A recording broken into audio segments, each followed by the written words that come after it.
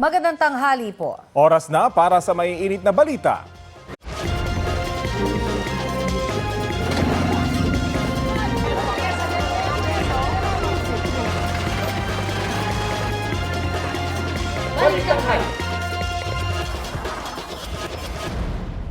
Niyanig ng magnitude 7.8 na lindol ang Sarangani pasado alas 7 ng umaga kanina. Naglabas din ng tsunami warning ang PHIVOLCS sa mga baybayin sa Mindanao. Ayon sa PHIVOLCS, naitala ang epicenter ng lindol mahigit 30 kilometro sa timog kanluran ng Maasim, Sarangani. Naramdaman ang lakas ng lindol sa maraming lugar sa Mindanao kabilang ang General Santos City, Sultan Kudarat, Cotabato at Davao Region. May mga naitala ring malalakas na aftershocks. Sa itinaas na tsunami warning, inabisuan ng PHIVOLCS na agad lumikas sa matataas na lugar ang mga nasa coastal area sa Sarangani, Davao Occidental, Tawi-Tawi, Sulu, Basilan, Zamboanga del Sur, Zamboanga Sibugay, Sultan Kudarat at South Cotabato. Apektado ng magnitude 7.8 na lindol ang supply ng tubig at kuryente, pati na ang linya ng komunikasyon sa General Santos City. May ulat on the spot si Jerwin Paglinawan ng Super Radio Gensan. Jerwin? Honi, Rabi, umabot sa 20 hanggang 30 segundo ang mga mararamdamang aftershock sa General Santos City. Sumalik ang magnitude 7.8 na lindol sa Maasim, Sarangani. Para pa ng linya sa ngayon at habang nawawalan ng supply ng kuryente at tubig sa buong lungsod. Agad na nagsara ang ilang mga establishmento habang kalat na sa kalsada ang mga semento mula sa ilang mga aplikadong sali. Nagsimula ka na rin ang mga kagamitan sa ilang bahay at mga natumahan na rin ang ilang mga motosiklo. Samantala, sinuspende naman ng pamahalaan ng General Santos City ang klase at trabaho at opisina. Emergency Disaster Response Team para siya ang mga nangangailangan ng tulong. Yes, Jerwin? Yes, okay. Jerwin, pakilarawan muli, medyo choppy ka lang. Ulitin natin, ano yung mga nakikita natin ngayon na sitwasyon dyan? May mga nagpapanik pa ba? Yung mga gusali ba? Sa video na ating nakikita, may mga ilang nagkabitak-bitak, Ano pa ba ang iyong maidadagdag? Sa ngayon, ang aktual na sitwasyon, wala yung nakikita ng establishmento na nagbukas, puro sarado lahat. May mga kalsada sa division, may mga bitak at may mga landslide din, mga minor landslide. Habang nakikita naman natin ang mga truck ng taga-DPWH at LTO na alis na yung mga debris. Hatta sa area ng Barangay Garao, natumba natin pero nakasanday sa isa pang poste at may nag-assist na rin yung mga personal LTO ma-warningan yung mga tourist. Alright, susubukan na lang natin muling balikan si Jerwin na Paglinawan para sa mas maayos po ng linya ng komunikasyon. Sa Cotabato City, naudlot ang nakatakdang balik eskwela ng mga estudyante kasunod ng pagyanig ng magnitude 7.8 na lindol. May ulat on the spot si Efren Mamak ng GMA Regional TV. Efren? Yes, Rapi, nagulantang ang mga mag-aaral at guro matapos maranasan ang intensity 5 ng magnitude 7.0 na lindol sa Notre Dame Village Central Elementary School sa Cotabato City. Agad naman na nagsagawa ng duck, cover and hold ang mga mag-aaral at mga guro at kalaunay nagsisilabasan. Agad naman na nag-anunsyo ng class suspension si DepEd Secretary Sunny Angara sa buong paaralan sa Cotabato City. Samantala, kanselado man ang opening of class program ceremony, kabilang ang libreng health services. Natuloy pa rin ang ceremonial distribution ng 10 laptops para sa mga guro sa nasabing paaralan. Namahagi din ng 5,500 tablets na may digital learning resources para sa mga estudyante sa BARM. Dininig din ang mga concern ng mga guro para matugunan. Sa ngayon, nagpapatuloy ang rapid damage assessment ng otoridad at kinukumpirma pa kung may nasaktan sa insidente. Rafi. May mga naramdaman bang mga aftershocks dyan? Alam mo, Rafi, kanina habang nagsasagawa ng forum si DepEd Secretary Sunny Angara kasama ang mga guro, ay ako mismo personal naramdaman ko yung aftershock dahil habang naka-focus sa interview nila kanina, medyo gumagalaw yung bubong ng covered court pero bahagya lamang at hindi naman siya nagtagal. Rafi. May mga naobserbahan din ba kayo mga pinsala dyan sa inyong lugar, Efren? Yeah. Base sa nakikita namin kanina, medyo parang normal naman ang nangyari. Wala kami nakitang mga pag-collapse. Pero inaasahan natin na baka posible may mga bitak-bitak pa sa ibang paralan. At inaalam pa natin yan mula sa ating CDRRMO, Rafi. Paano yung ginagawa nilang inspection sa ngayon, Efren? Sino yung nagsasagawa nito? Yes, Rafi, bukod sa CDRRMO, andun din yung mga kawani ng OCD at kasama na rin yung mga guro ng iba't ibang paaralan. Bale, tinitingnan nila yung yung estado ng building bawat classroom. At kanina nga may mga estudyante pa na ayaw pang umuwi pero napag-alaman natin na hinihintay na lamang nila ang kanilang mga magulang pero inabisuhan sila na kung maaari ay umuwi na lang sa kanilang tahanan para ligtas po. Rafi. Okay, maraming salamat at ingat kayo dyan, Efren Mamak ng GMA Regional TV. Mainit na balita, nasa Senado ang 18 nagpakilalang tauhan umano ni Zaldico. Sa gitna po yan ang gumugulong na consultative meeting na pinangunahan ng Gatchalian Block tungkol sa flood control scandal. Wala sa session hall ang mga bagman umano, kundi nasa opisina ni Senador Robin Padilla, ayon kay Senador Erwin Tulfo. Sa pagsisimula ng pagdinig, tinawag ni Tulfo na isang press conference lamang ang nangyari noong Huwebes, kung saan nasa Senado ang mga nasabing bagman umano at humarap sa grupo ni Senador Alan Peter Cayetano. Iginiit ni Tulfo na walang pahintulot ng Senate Blue Ribbon Committee ang pagpupulong ni Cayetano noong nakaraang linggo. Inuna rin ng ilang senador ang mga inilahad ng mga dating tauhan umano ni Ko dahil sa mga inconsistency umano ng kanilang impormasyon. Ihahatid po namin maya-maya lamang ang iba pang detalye sa pagpapatuloy ng consultative meeting na pinangungunahan ni Senador Erwin Tulfo.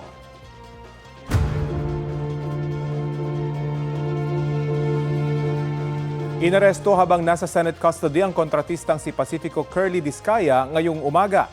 Para yan sa kasong malversation of public funds kaugnay sa halos 54 million pesos na flood control project sa Barangay Bulusan, Kalumpit, Bulacan. Biyernes nang inilabas ng korte ang arrest warrant laban kay Discaya, kanyang misis na si Sarah at 9 na iba pa. Walang piyansa ang kaso. Nakadetay naman si Sarah Discaya sa Cebu dahil sa isa pang kaso na may kaugnayan din sa flood control scandal. Sa Senado nanatili si Curly Discaya matapos ma-cite in contempt sa pagdinig ng Senate Blue Ribbon Committee noong September 2025.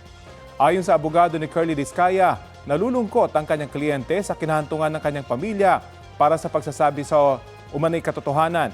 Iaharap sa Malolos Regional Trial Court si Discaya para sa return of warrant.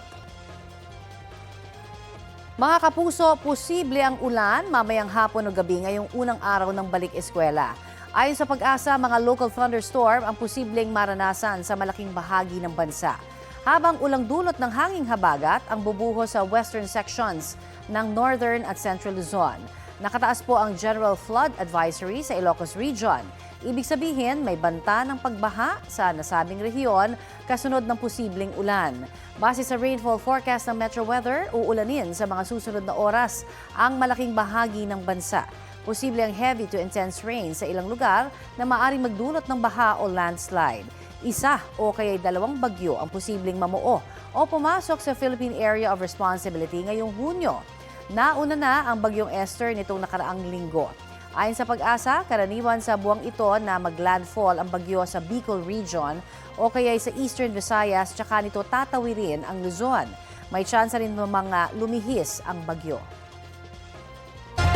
Arestado ang isang lalaking may bitbit na palakol sa gitna ng riot ng mga kabataan sa Marcos Highway sa Antipolo, Rizal. Damay sa gulo ang ilang bahay at bystander. Balitang hatid ni EJ Gomez.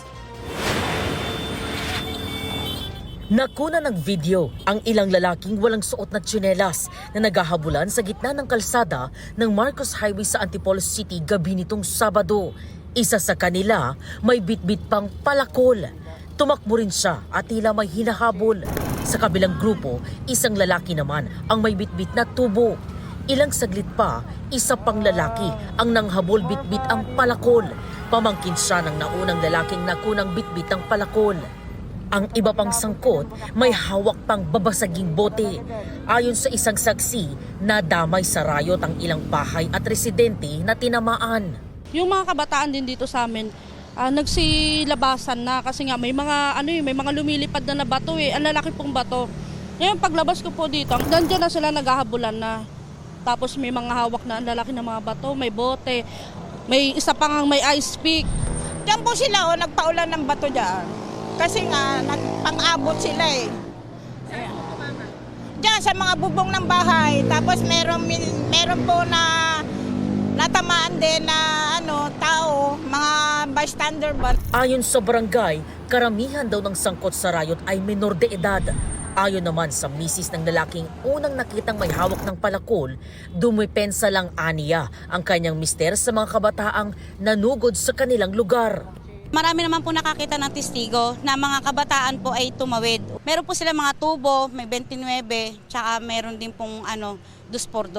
Yung palakol na po yun na viral po, na hawak po ng asawa ko, yun ay hindi po kanya. Dala po yun ng mga nasasangkot na mga sumugod dito sa amin na ng bato, na bigla na lang nabato sa amin sa lugar na to. Hinuli ng Antipolo Police ang mga sangkot sa rayot, kabilang ang naunang lalaking may hawak ng palakol. Naharap siya sa reklamong alarming scandal. Galing sa kalaban yun.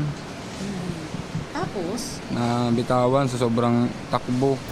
Kinuha ko, inabol ko rin sila. Ay, ano po pa yung nangyari before that? Pinagbabato yung looban namin. Nandun yung anak ko sa labas. Pumuntik tamaan yung anak ko, tinamaan naman yung kapatid ko. Palakot lang, yung palakol. Pinalaya naman ang mga nahuling menor de edad matapos makuna ng pahayag sa istasyon. EJ Gomez, nagbabalita para sa GMA News. Update po tayo sa 7.8 magnitude na lindol na tumama sa Mindanao. Kausapin po natin si FIVOX Director Dr. Teresito Bacolcol. Magandang umaga at welcome po sa Balitang Hali. Yes ma'am, magandang tanghali din po sa inyo. Ano na ho ang latest sa ating monitoring? Nakailang aftershocks na po ba ang naitala? As of 9:30, nakapagtala po tayo ng 70 aftershocks and ang pinakamataas po nito is magnitude 6.7. And it was felt as intensity 3 sa may General Santos City. Okay, kanina ho nagtaas kayo ng tsunami warning. Hanggang anong oras ho ba inaasahan ito nakataas pa rin? Yung expected natin na latest arrival would be, again, yung window period natin is between 7:37 to 9:37. Apo. So, meron tayong, sa SOP natin, nagbigay tayo ng allowance na 2 hours more bago natin bawiin yung, or i-lift natin yung tsunami warning. Okay, ano hong mga areas ang nakitaan po natin na maaaring may senyales po ng tsunami na? Meron tayong, based on our sea level stations, meron tayong more or less 1 meter tsunami waves sa may Kiamba, Sarangani, Maasim, Sarangani, Calamansi, Sultan Kudarat, and less than 1 meter sa may Mati, Davao Oriental, and Zamboanga City. So ito yung sa sea level stations natin, biglang umangat, but we have to confirm this on the ground. So may mga nakikita tayong videos na may mga tsunami waves na dumating, pero hindi naman gano'n destructive. So titingnan natin, again, we will reevaluate our data, and kapag wala talaga at 11:37, we may lift the tsunami warning. Okay, yung origin po nito, yung Cotabato, Cotabato Fault. Madalas ho ba na gumagalaw itong fault line na ito, sir? Yes po, madalas po ito. Every now and then may mga maliliit na lindol. In fact, last year meron tayong earthquake swarm. And pero yung pinakamalaki na lindol na nangyari along the Cotabato Trench would be the magnitude 8.1 event that happened 1976, August 17. That's in fact this year we will commemorate the 50th anniversary of that event. Ngayon. Nagkaroon ng tsunami and around 8,000 people died during that event. Okay, Kasi nagkaroon ng tsunami. Opo. Para po dun sa mga maaaring hindi pamilyar sa lakas po nitong 7.8 magnitude na lindol, pwede ho ba ninyong paki-describe anong mararamdaman kapag ganyang kalakas na? Depende kasi yan sa gaano kalalim or kababaw yung lindol. So kahit meron tayong magnitude 7.8, kung malalim naman, hindi po yan, kung masyadong malalim say 100 kilometers, hindi po yan halos maramdaman ng mga tao. But kapag mababaw, katulad nung nangyari kanina, 33 kilometers, naramdaman yan ng mga tao. So naramdaman yan as intensity 7. Now, so ano naman ibig sabihin ng intensity 7? Apo. Intensity 7, that is considered as destructive. And maramdaman na yung karamihan ng mga tao are frightened and they would run outdoors. People would find it difficult to stand in upper floors, and heavy objects and furniture would overturn or topple. Yung mga bells, dambana sa simbahan may ring. Yung old and poorly built structures would experience considerable damage, and some even yung well-built structures natin are slightly damaged. I see. And pwedeng magkaroon ng cracks sa walls, sa dikes, sa fish ponds, road surface, or concrete hollow block walls. Yun po yung in-expect natin for an intensity 7 event. Opo. Sa intensity 7 po ba, makakatayo ka pa ba yan? Or makaka-duck cover and hold? Or yung mga posisyon na pinapagawa po? Or mahihirapan na? Well, people will find it difficult to stand in upper floors, but pwede ka pa rin namang mag-duck over and hold during the shaking. Takbo ka kagad sa ilalim ng mesa. And or any kung walang mesa sa door jump. And then once the shaking stops, then you evacuate immediately. Okay. Pwede pa naman makapag-duck over and hold. Pero mahihirapan, ano? Pero sa ganito hong pagkakataon na 7.8 magnitude, sabi nyo nga, destructive na ito. At may mga nakikita na ho tayong video na mga nag-collapse na mga establishmento. Would you advise, ano ba yung pinakamagandang advice? Magda-duck cover and hold pa ba? O didiretso na sa labas para talagang mas open po yung area? Yung duck over and hold kasi would only work if yung buildings natin are properly constructed. It will not it will not be effective kung yung buildings natin, when it was constructed, hindi nagpa-follow ng building code. The duck over and hold can only protect you from falling debris, but it cannot protect you from, kapag collapse yung building. So, first and foremost, you have to make sure na yung buildings are properly constructed. Aha. Kasi sa ngayon ho, nakakaranas ng mga aftershocks tayo, ano? At malalakas pa nga, yung huli ay 6.7, if I remember it correctly, sir, no?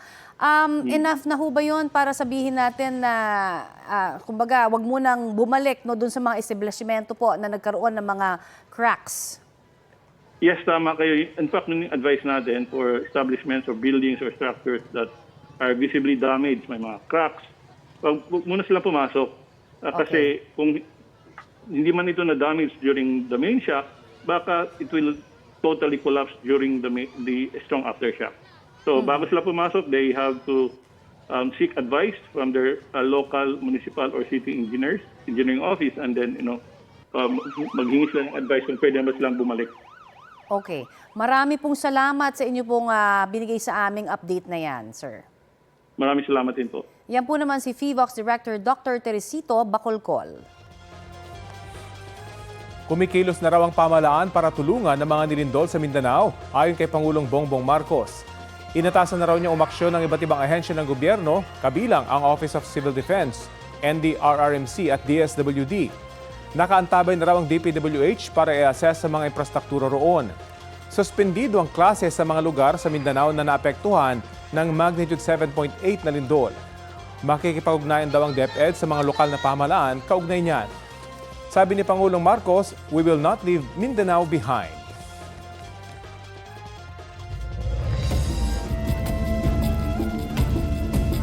Dalawang hinihinalang miyembro ng New People's Army ang napatay sa engkwentro sa Goa, Camarines Sur. Ayon sa 83rd Infantry Battalion, nasa 7 miyembro umano ng NPA ang nakalaban nila sa Barangay San Isidro. Inabot daw ng 20 minuto ang palitan ng mga putok ng baril. Naiwan ang 2 bangkay at ito po'y napatay, ano? Na-recover din po ng mga otoridad ang ilang baril, bala at improvised explosive device. Iniimbestigahan pa ang insidente.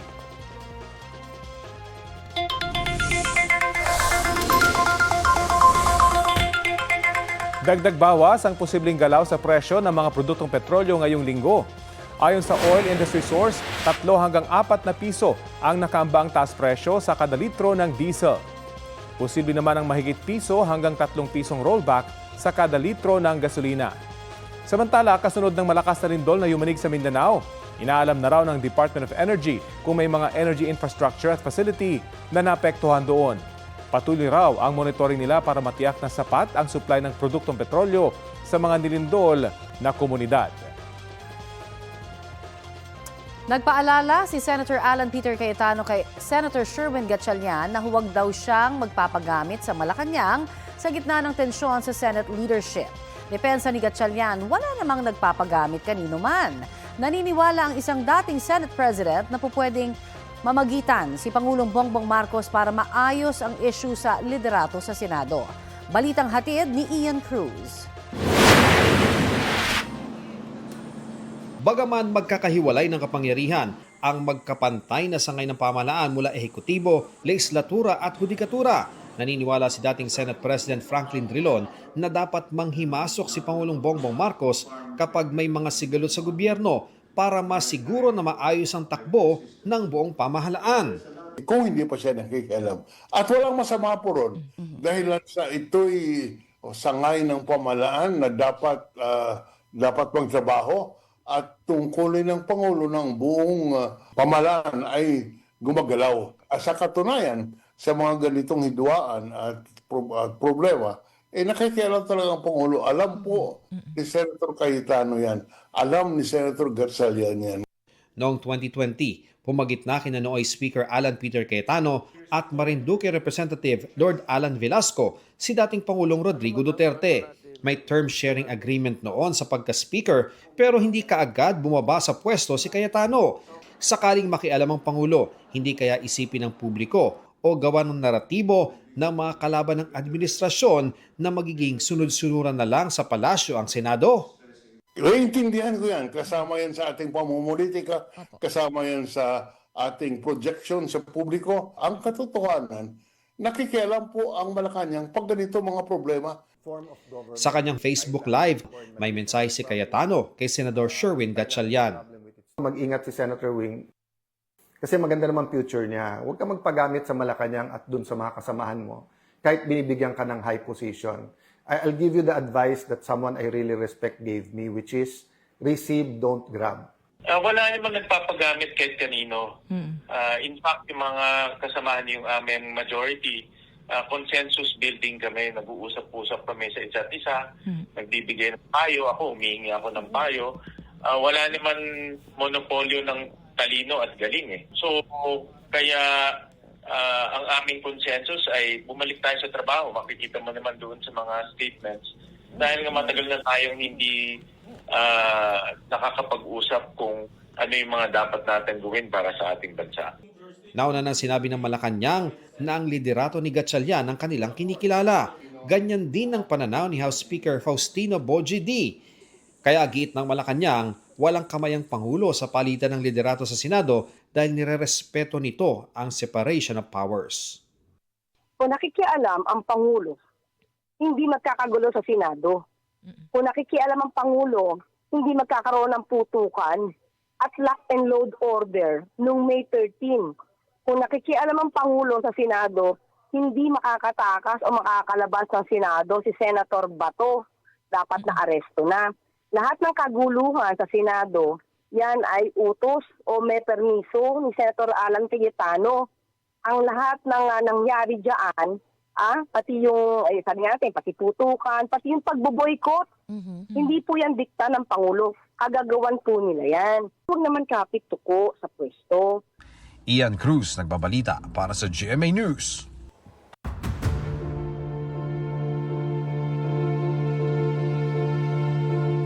Update tayo sa pag-aresto sa kontratistang si Pacifico Curly Discaya. May ulat on the spot si June Veneracion. June! Rafi, hinihintay ngayon dito sa Malolos City RTC Branch 20 ang commitment order para malaman kung saan ikukulong ang kontratista na si Curly Discaya. Dinala dito sa Malolos sa Bulacan si Diskaya mula sa Senado kung saan siya inaresto dahil sa kasong malversation of public funds kaugnay ng isang maanumalyo umanong flood control project dito sa Bulacan. Nakadetainee shirt si Diskaya nang isakay sa police mobile. Pero bilang konsiderasyon sa opera sa kanyang kanang balikat dahil sa napagot na tendon o litid, hindi na siya pinosasan, sabi ni Colonel John Giagi ng CIDG-NCR. Non-bailable ang kasong malversation pero pwede namang hilingin sa korte na makapagpiyansa ang akusado. Kaya sabi ni Attorney Cornelio Samaniego, legal counsel ni Diskaya, na isa sa mga una nilang gagawin ay maghain ng petition for bail. Tiwala silang mapagbibigyan ito ng korte at mapapawalang sala din kalaunan si Diskaya. Sa kabila ng kondisyon ni Diskaya, hindi raw ito hihiling ng hospital arrest, sabi pa rin ni Attorney Samaniego. Kasama sa mga dumating dito sa Malolos RTC si DILG Secretary John Vic Rimulya. Sabi ni Rimulya, sa 11 akusado na naisyuhan ng warrant of arrest, 2 na lang ang at large. Patuloy silang pinaghahanap ng mga otoridad. Sabi ni Rimulya, tinitiyak niyang walang special treatment na ibibigay kay Diskaya gaya ng mga naunang naaresto na malalaking pangalan kaugnay ng flood control scandal. Yan ang latest mula rito sa Malolos, Bulacan. Balik sa Rafi. Maraming salamat, June Veneracion. Sa gitna ng issue ng Senate leadership, panawagan ng grupo ng Senate employees dapat hindi sila maipit at makaranas ng anilay consequences dahil lamang sa pagtupad ng kanilang tungkulin. Balitang hatid ni Ian Cruz. Kasunod ng regodon ng liderato ng Senado noong Miyerkules, 2 senador ang nagsasabing sila ang Senate President, sina Senador Win Gatchalian at Senador Alan Peter Cayetano. Ang kani-kanilang grupo, nagsasabi rin na sila ang mayorya. Sa gitna nito, sinabi ng grupo ng mga empleyado ng Senado ang sandigan ng mga empleyadong nagkakaisa sa adhikain ng demokratikong organisasyon na nababahala sila sa sitwasyon sa Senado. Bilang public servants at career employees, patuloy silang nagtatrabaho kahit walang kasiguraduhan sa liderato. Alam-an nilang bahagi ng demokrasya ang pagpapalit ng liderato at political contests, pero hindi raw sila dapat maipit o maging collateral casualties. Marami nilang empleyado ang nakaranas ng anxiety matapos ang gulo sa Senado noong Mayo, kabilang ang barilan. Pinalalapaan nila ng agawan sa liderato na nagdulot ng pagkalito kaugnay sa mga utos, work arrangements at reporting protocol. Nahirapan daw silang alamin kung sino ang susundin sa kawalan ng malinaw na gabay. Wala nila sanang empleyado na makaranas ng pagganti, diskriminasyon, pangaharas o anumang adverse consequences sa pagtupad nila ng kanilang tungkulin. Sinabi ni Gatchalian na siya ang kinikilala ng Civil Service Commission na leader ng Senado. Pinapalitan na nga raw ang mga pirma sa payroll o sweldo ng Senate staff. Ang Malacanang, si Gatchalian din ang kinikilalang Senate President. Sa kanyang podcast, sinabi rin ni Senador Cheese Escudero na sana nga'y maresolba na ang issue dahil naiipit ang staff ng Senado. Masakit sa mata nila, masakit sa dibdib nila yung nakikita nilang nangyayaring ganun. 2 Senate President ang nag-i-issue ng memorandum sa ngayon. Yung isang memorandum na inisyu yata, work from home, yung isa tuloy. Ang kawawa dito sa kabilang banda yung staff. Naiipit. Hindi naman dapat Hindi ka dapat papiliin sa kanilang dalawa. Galangin ang boto ng mayoriya. O naman yun. Sa ngayon, boto ang mayoriya ay alanganin. Meaning, 13 kasi maliwanag So may desisyon na tinatayuan, etc. etc. Pero sa ngayon, ang bilang ay 12-10. Pwede anyang iakyat sa Korte Suprema ang issue ng liderato. Hindi para makaayos-ayos, para masettle yung issue. Yun ang mapayapang paraan. Kesa may dalawa kang nagsasabi, sila ang hari. Hindi ba? Magulo yun Sa botohan noong Miyerkules, dumating si Escudero, kaya naging 12 sila. Bilang na mas marami sa 10 ng grupo ni Cayetano, kaya nakapagdeklara ng quorum. Paliwanag ni Escudero, hindi maaring magpatuloy ang kawalan ng sesyon sa Senado. Pero nang tanungin si Escudero kung siya ba ay nasa minorya o mayorya, hindi niya ito direktang sinagot. Ang panig ko mula't mula hanggang ngayon ay sa Senado. So, majority-minority, hindi ibig sabihin, tulad ng sinabi ko, isang boto o grupo kayo palagi sa lahat ng issue, sa lahat ng botohan. Ian Cruz nagbabalita para sa GMA News. Naudlot ang unang araw ng balik-eskwela sa ilang paaralan kasunod ng pagyanig ng magnitude 7.8 na lindol sa Mindanao. Ilang estudyante ang hinimatay at kinailangang bigyan ng paunang lunas dahil sa lindol. May ulat on the spot si Argel Relator ng GMA Regional TV. Argel! Rafi, binulabog ng malakas na pagyanig ang unang araw ng pasukan ng mga pampublikong paaralan sa Davao Region. Kaya sa unang araw pa lang ng pasok, suspendido agad ang klase. Nasa kasagsagan ng flag raising ceremony ang mga guro at mag-aaral ng Santa Ana Central Elementary School sa Davao City kaninang alas 7:30 ng umaga nang biglang maramdaman ang pagyanig. Nasa kalagitnaan ito ng pagbibigay ng mensahe ng kanilang principal. Agad na pinaupo ang lahat ng mga nasa paaralan. Nag-iyakan naman ang ilang mag-aaral dahil sa takot. Nagbigay agad ng instruction ang principal na maging kalmado ang lahat. Ang lugar kung saan sila nag-flag raising ceremony ay siya ring evacuation area ng paaralan. Nag-alay sila ng panalangin habang tila dinuduyan ang paligid. Nang kumalma na ang sitwasyon, pinayagan ng principal na makauwi na ang mga mag-aaral na may kasama o sumundo na magulang. Mabuti na lang at karamihan sa mga estudyante ay may kasama pang kanilang mga magulang dahil unang araw ito ng pasukan. Sa Davao City National High School naman, agad na nagsilikas ang mga mag-aaral at guro sa school grounds. Iilang mga mag-aaral naman ang nahimatay at nakaranas ng pagkahilo. Agad naman silang binigyan ng paunang lunas. Nasira rin ang bahaging ito ng pader malapit sa gate ng Apolinario Mabini Elementary School sa Bangkal. Makikita naman ang malaking bitak sa pader ng condominium building na ito. Daan-daang mga bote naman ng soft drinks ang nabasag sa isang tindahan na ito sa Rojas Avenue matapos umanong bumagsak ang mga nakapatong na mga case ng soft drinks sa pagyanig. Sinuspende na ng City Government of Davao ang pasok sa lahat ng antas ng pampubliko at pribadong paaralan sa Davao City. Gayon din ang pasok ng local at national government agencies. Rafi, makikita mo sa likod ko, ito yung school building ng Matanao National High School na pinadapa kanina ng matinding pagyanig. Ayon sa pamunuan ng eskwelahan, ay nagsasagawa sila ng flag raising ceremony ng Yumanig ang Lindol. At abandonado na umano ang two-story building na ito simula pa noong 2019 na sunod-sunod na lindol kaya't matagal na itong nilagay sa restricted area. Ligtas naman ang lahat ng mga mag-aaral at school personnel sa nangyaring pagyanig at magsasagawa naman ng disaster at damage assessment and needs analysis ang mga otoridad upang masiguro na at matiyak ang kaligtasan ng mga mag-aaral kung sakaling ma-ensure na ang structural integrity ng mga gusali sa paaralan. Rafi. Argel, gaano kalakas at gaano kadalas yung mga nararamdaman yung aftershocks dyan? Rafi, sa larawan muna natin ang nangyaring pagyanig kaninang 7:30 ng umaga. Tila dinuduyan talaga tayo ng ground kaya kinakailangan natin umupo dahil nakakahilo yung shaking ng ground. At saka kaninang alas 8:55 ng umaga ay nakaramdam tayo ng mas malakas pa na aftershock na nasa 6.7 magnitude kung saan ang sentro nito ay nasa Balot Island ng bayan ng Sarangani, Davao Occidental. Rafi. At kumusta yung kuryente, tubig at linyang telepono o signal ng cellphone? Wala namang antala dyan? Sa ngayon, as of yung electricity as part of the protocol ng mga otoridad, ay pinutol muna ang supply ng kuryente sa iilang mga lugar dito sa Davao Region habang napapatuloy pa ang damage assessment at yung mga water supply na dependent sa electricity o enerhiya ay wala pa muna supply sa ngayon. Wala naman tayong nakikitang problema dito sa signal ng cellphone at saka sa internet. Rafi. Argel, I would assume na regular yung mga earthquake drills dyan, hindi ba? Anong naging epekto kaya nito kung meron kang natanong or meron kang obserbasyon?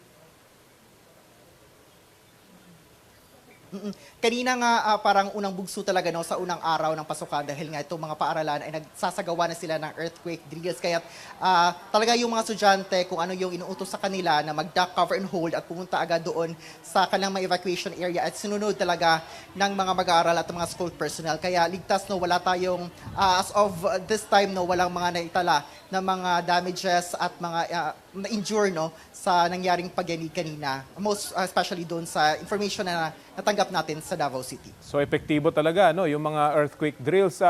Sa pag-ikot mo ba, may mga nanatili pa sa mga evacuation centers? Minutes after nung nangyaring pagyanig at 7:30 in the morning, nakikita natin yung mga occupants ng mga buildings ay nasa labas muna sila ng mga dusali habang sinasagawa ang damage assessment at maging clear na at magbigay ng go signal itong mga authorities with the structural integrity ng mga gusali. Pero as of yung pag-travel natin mula Davao City for almost an hour, no, papunta dito sa Matanao, Davao del Sur, wala naman na tayong nakikita ng mga residente na nasa labas pa o nasa mga evacuation center. As of the schools, no, nakikita natin na dahil suspendido ang pasok ng mga estudyante at ng mga school personnel, ay wala na tayong nakikita ng mga estudyante sa loob ng mga paaralan. Rafi. Okay, maraming salamat at patuloy kayong mag-ingat dyan. Argel Relator ng GMA Regional TV. Update po tayo sa epekto ng magnitude 7.8 na lindol sa General Santos City. Makakapanayin po natin si General Santos City Public Information Officer Romdel Catolico. Magandang umaga at welcome po sa Balitang Hali. Good morning. Makikikamusta po lamang kami sa sitwasyon dyan sa General Santos City. Of course, no, ang Gensan naka-experience ng intensity peak from a magnitude 7.8 earthquake po kanina.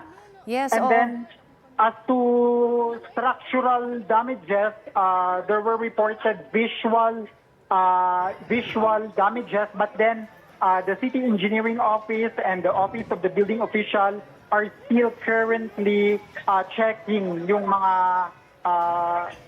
buildings po dito sa Gensan po. Yes, Sir Romdel. Ngayon po ay pinapakita namin yung video ng bumagsak po na gusali ng isang fast food chain. Meron ho bang naitalang mga natrap sa loob o casualties kaya? As to that report, there were reported casualties and injuries, but then still the Rural Health Unit, yung ating mga response team, are still verifying and checking po up to this moment. Meron din daw isa pang mall na bumagsak. Tama ho ba yun? Sa inyo pong pagkakaalam, dyan ba yan sa inyong lugar din? May mall na nabagsak. Yes, may na-report din po na damage, pero sabi ko po, subject for verification, validation ng ating City Disaster Risk Reduction Management Office, ng Office of the Building Official, and then the City Engineering Office. Nagpapatuloy pa rin ho ba yung malalakas na mga aftershocks, sir? Kanina nakaka-experience pa kami ng mga aftershocks. Opo, oo. May mga nasa evacuation center na ba ngayon, mga kinakailangang ilikas na mga kababayan po natin? So far, wala pa namang nasa evacuation center. Opo. Sir, pwede yung Nasa paki-describe mga po? open fields lang naman sila. Paki-describe lamang ho sa amin yung initial na mga observation ninyo. Dahil sa ilang sa mga video, nakikita ho natin ang mga hiyawan, sigawan ng ilang mga residente na takot na ho daw bumalik sa kanilang mga bahay. Ano ho ba ang inyong observation? So far, sa aking observation, ito po ang somehow pinaka-worst na earthquake somehow na na-experience namin compared ata noong 2023. But then, sabi ko nga, ang ating mga response team, ang ating Gensan City Mayor, Lori Jeronimo Pacquiao, is on the ground, and then they are still monitoring and checking up to this moment. Yung mga nasa coastal areas, dahil hindi pa rin ho binababa ng FIVOX itong tsunami warning, kamusta naman po sila doon? Nakaantabay na po ang ating mga barangay officials, and then ang ating mga barangay responders. Naka-ready na po sila doon sa kanilang mga areas of responsibilities. And then, to date din also, kanina, inactivate na rin kaagad ng local government unit ang kanilang incident management team sa pamumuno po ni Dr. Bong Dasera, ang aming City Disaster Risk Reduction Management Office. Sa kasalukuyan nga, nakikita ko sila, nakausap ni City Mayor Lori Pacquiao at kausap din sila ni City Councilor Pacquiao at yung mga kawani ng City Health Office, City Social Worker, at saka yung CDRRMO po. Yung nabalita ho kanina na as part of the protocol din for safety, wala munang kuryente sa inyo pong lugar. At, yes po, opo. Nakaka-experience po ng wala pong mga kuryente dito sa Gensan po. What about yung linya po ng tubig ninyo? Kamusta po? Meron ho bang mga supply? Sa akin na-experience kanina, mahina po ang linya ng tubig, and hindi ko pa na-check to this point kung okay na ba na ibalik na or wala pa. May mga nagpahayag na rin ho ng mga karatig probinsya, no? Yung mga governor po ng mga kalapit na towns ninyo dyan na hindi masyadong napuruhan, na gusto nilang tumulong sa inyo. May mga coordination na ho ba kayo o mga nais pa rin yung ipahayag po na kailangan yung tulong dyan from the national government? We are very thankful for those government agencies and then yung nearby LGUs na nagparating na po ng kanilang mga pagkamusta. And then, makipag-coordinate lang po sila sa aming City Disaster Risk Reduction Management Office at maibigay ko itong number ni Nishan 0999-7695326. Alright. Marami pong salamat at ingat po kayo dyan. Thank you very much. Yan po naman ang General Santos City Public Information Officer na si Mr. Romdel Catolico.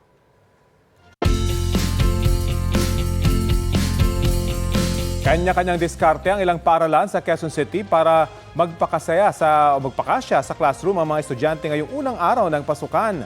May ilang estudyante rin ang nakaranas ng first day blues. May ulat on the spot si Oscar Oida. Oscar! Yes, Rafi, matapos ng may hit ng buwang bakasyon, muli nabuhay ang mga silid-aralan ng Batasan High School at President Corazon Aquino Elementary School dito sa Quezon City. As early as 6 a.m., nag-back to school na ang mga mag-aaral sa mga nabanggit na paaralan. Siyempre, nakabagong uniforme, bagong gamit at bago rin ang mga kaklase. Di mawawala yung mga batang hirap bumitaw sa mga magulang. Pero nandiyan din yung mga magulang na di makalet go. Kahit nga nasa loob na ng classroom ang mga bata, may ilang parents na di pa rin mapigilan sa pagsipat sa kanilang mga anak. Well, pagdating naman security, mukhang wala namang dapat ikabahala ang mga magulang dahil may mga itinalaga din namang mga police help desk sa lugar. Umabot din ng mahigit 8,500 estudyante ang nag-enroll ngayong taon sa President Corazon C. Aquino Elementary School para magkasya sa kanilang 45 classrooms. Kailangan nilang hatiin sa dalawang bawat classroom sa mamagitan ng partitions. Sa unang araw ng mga klase kanina, nagsiksikan sa dami ng mga estudyante at mga magulang ang isang footbridge. Higit na mas marami naman ang mag-aaral sa Batasan High School na aabot sa mahigit 15,000. Kasang-kasya naman daw ang kanilang 100 classrooms pagkat naka-blended education sila. May mga araw na papasok sa eskwelahan ng mga mag-aaral at may mga araw din naman na online. Isa pang bago, Rafi, sa taong ito ay ang pagpapatupad ng 3-term academic calendar na pinapaniwala ng mga guro ay mas makakabuti sa mga mag-aaral. Rafi? Maraming salamat, Oscar Oida. Baha ang sumalubong sa unang araw ng pasukan sa isang paaralan sa Macabebe, Pampanga. 5 silid-aralan sa Kadwang Tete National High School ang hindi na mapapakinabangan ngayong school year dahil lubog na sa baha. Ayon sa pamunuan ng paaralan, malaking tulong sana ang silid-aralan na ito kung mapapakinabangan. Lalo't tinatayang nasa mahigit 1,000 ang mag-aaral ng paaralan ngayong school year. Nag-request na rin sila na magkaroon ng dagdag classroom sa lokal na pamahalaan at national government. Sa ngayon, ipinatutupad muna nila ang shifting dahil sa kakulangan ng classrooms at dahil sa dami ng mga estudyante. Update po tayo sa pulong ng Senate Blue Ribbon Committee ngayong umaga. May ulat on the spot si Sandra Aguinaldo. Sandra? Yes, Connie, ngayong araw nga na ito ay naganap yung tinatawag na consultative meeting ng Senate Blue Ribbon Committee.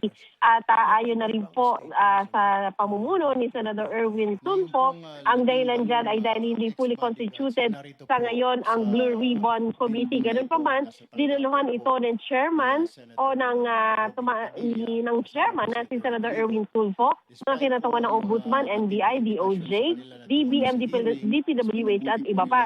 Imbitado sa pagdinig ang 18 na dating bodyguard ni former Representative Zaldico at as of 11 a.m. kanina ay wala pa sa proceedings ang mga ito at kalaunan nga inasahan po na dadalo ito dahil nasa gusali sila ng Senado pero hanggang kung matapos ang hearing ay hindi na po sila nakarating. Sinasabing nagpunta ito sa office ni Senador Robin Padilla.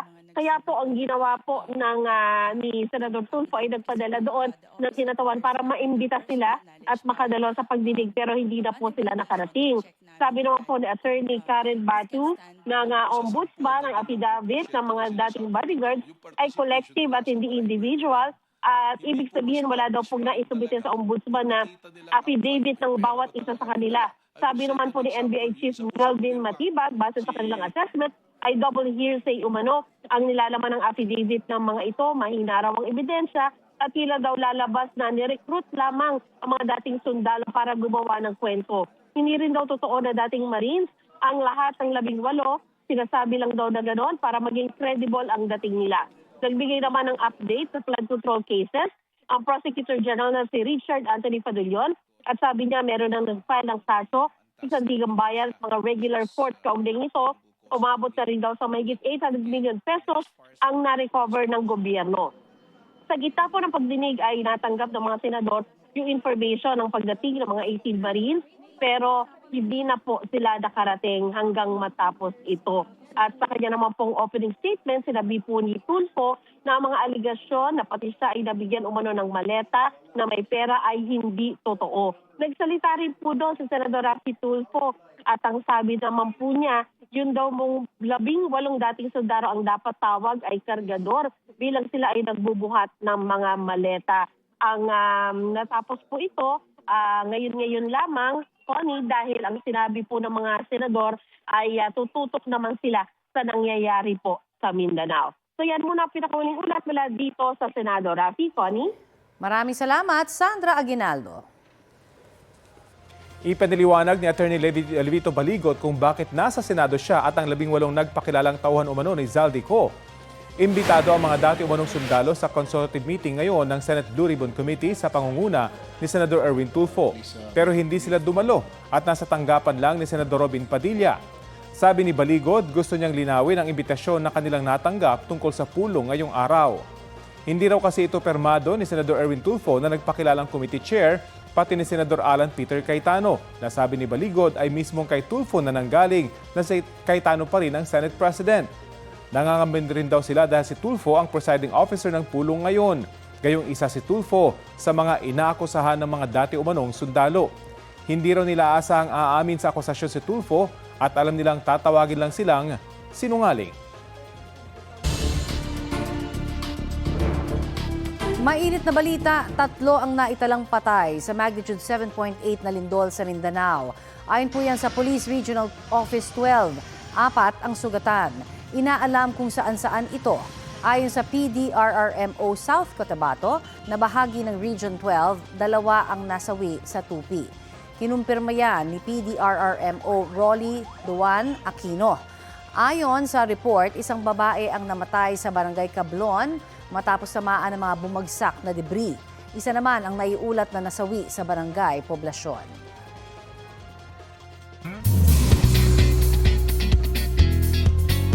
Mga mare at pare, confirmed! May comeback sa big screen ang Dongyan Fever. Magtatambal sina Kapuso Royalties Marian Rivera at Dingdong Dantes para sa pelikulang Remember. Joint project yan ng Star Cinema, Agosto 2 Pictures at APT Entertainment. Kagabi lumipad na pa Canada ang Kapuso Power Couple para sa shooting niyan. Chika ni Dingdong na miss niyang makatrabaho sa same project ang kanyang misis. Para kay Maria naman, fit sa kanila ni Dong ang kwento ng pelikula. Bihira ako na rin kasi makita dahil parati siyang busy. Dahil sa mga ginagawa niya. So sabi ko kailangan, siguro mag-movie na lang tayo para ma-solo naman kita. Mas na-excite ako dun sa kwentong ibibigay namin sa kanila. Dahil nung una naming mabasa talaga yung script, sabi ko, wow, grabe, mukhang ito na hinintay namin ng 3 years. At yan ang may init na balita ngayong tanghali. Ako po si Connie Sison. Rafi Timo po. Kasama niyo rin po ako, Aubrey Carampel. Ito ang GMA News, walang kinikilingan, walang pinoprotektahan. Noon at ngayon, serbisyong totoo.